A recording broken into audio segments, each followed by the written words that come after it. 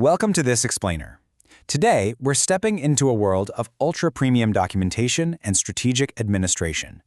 We're going to deconstruct a highly sophisticated, multi-layered rights assertion portfolio, something known in the source material as the Perpetual Injunctive Notice. Now, this isn't just mere paperwork. The text presents it as a profound, structured shield designed specifically for navigating our incredibly complex modern landscape. We're going to explore the intellectual, the legal, and the spiritual architecture behind this instrument and dissect exactly how it's designed to operate. Just take a look at the landscape of modern society right now. I mean, most individuals are navigating this absolute maze of overwhelming bureaucracy, endless paperwork, and honestly, highly vulnerable digital identities. Interactions with administrative systems, they're usually stressful, they're confusing, and they leave you with a profound sense of powerlessness. We generally operate blindly, we wait for an issue to actually pop up before we scramble for a defense. But you have to ask yourself, what happens when you prioritize formal, undeniable public record documentation before a problem ever even occurs? Well, the actual mechanism of this document boldly declares, "Notice to all parties. Take notice." It's addressed directly to all persons, officers, agents, and instrumentalities, whether public or private. The source material actually describes this instrument as a self-executing boundary. What that means is it's designed to act as an immediate, formal barrier against unauthorized detentions, seizures, or any bureaucratic interference with a person's private affairs. It doesn't ask for permission, it establishes a fortified, undeniable position right there on the record. To really understand the power of this architecture, we have to examine its historical roots. The text invokes this ancient common law maxim, homo liber non debet aliqui servire nisi legi soli. Basically, a free man ought to serve no one but the law alone, and that is absolutely crucial. We're moving from that agitation of feeling vulnerable in a modern system, straight to the bedrock intellectual foundation of true liberty. It positions the individual not as a subject of some arbitrary administration, but as a sovereign entity bound only by foundational law. Section 1. The concept, the Perpetual Injunctive Notice. So let's look at the Great Seal of Malachi. This is far more than just a simple emblem. It actually represents a deeply complex, interlocking four-body government structure. The document states that no external entity can attack one of these bodies without immediately implicating the authority and protection of all four at the exact same time. It's like a highly advanced strategic lock. Let's break down these layers. The source outlines this really fascinating four-pillar structure.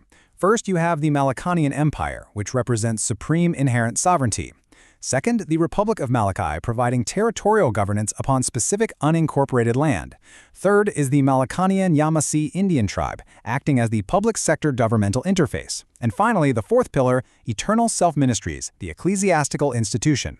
Put them all together, and the text asserts these perfectly satisfy the Montevideo Convention standards for nationhood, meaning they possess a permanent population, a defined territory, and a functioning government. Section 2. The four foundations of authority. Now, the authority of this notice doesn't just come from nowhere. It's derived from concurrent, unshakable pillars. First up, constitutional rights, invoking heavy-hitting protections like the First, Fourth, and Fifth Amendments. Second, tribal authority, which is grounded firmly in federal Indian law. Third, ecclesiastical standing, framing actions as divinely mandated religious practices. And fourth, administrative and common law, utilizing those ancient maxims we talked about. The text claims that any single one of these pillars is powerful enough on its own to ground the protections demanded, but having all four, that's what makes it so robust. Building on that tribal authority pillar, the document tackles the whole issue of federal recognition head-on. It actually quotes Chief Justice John Marshall's 1832 Supreme Court ruling to argue that inherent sovereignty completely predates any modern bureaucratic framework. The text explicitly asserts that federal recognition is, at the end of the day, merely an administrative contract. Therefore, the sovereignty of the Malachian Yamasee Indian tribe is presented as a rock-solid legal fact that literally requires no external permission. And the ecclesiastical pillar? It is equally strategic. Citing the Malachian family Bible, it says, "There is no limit to self as long as self is expressing self honestly." Under this doctrine, everyday actions, like simply traveling in a private conveyance, are actually classified as sacred, divinely protected acts. It invokes the absolute protections of the First Amendment's Free Exercise Clause, asserting that no state can interfere with a man's relationship with the Creator. It is a completely different way of framing everyday life. Section 3. The protection package contents. So, what does all this protection actually look like in the real world? Well, the source details an exhaustive ultra-premium documentation portfolio using the example of a protected member named Dakota H. Malachi. This portfolio strategically integrates sovereign standing right alongside conventional systems.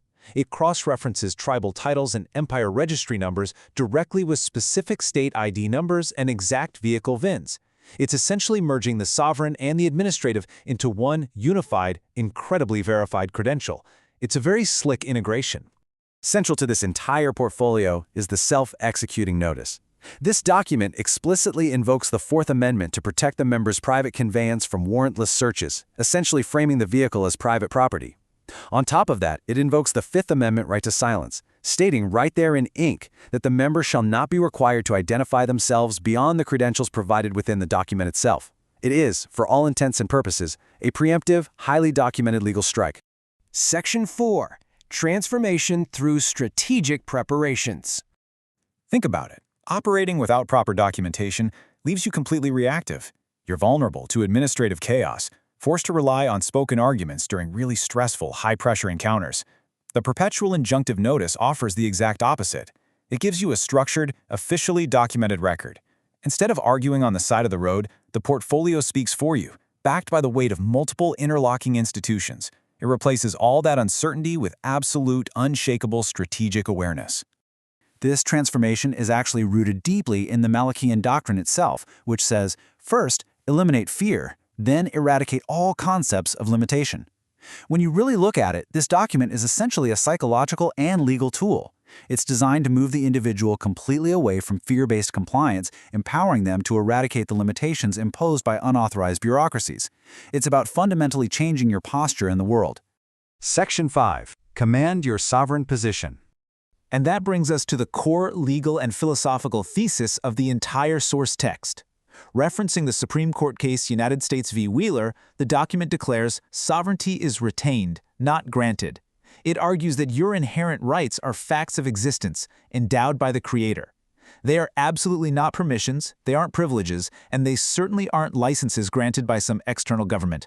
They belong to you. The Perpetual Injunctive Notice represents a truly fascinating, multi-layered approach to individual protection. It combines constitutional law, indigenous sovereignty, and ecclesiastical doctrine into a single, flawlessly fortified portfolio. And it leaves us with an incredibly compelling premise to think about. Structure matters. Documentation changes everything. If sovereignty is truly retained and not granted, what steps have you taken to formally secure your position on the record? Are you just operating by chance out there, or are you operating prepared?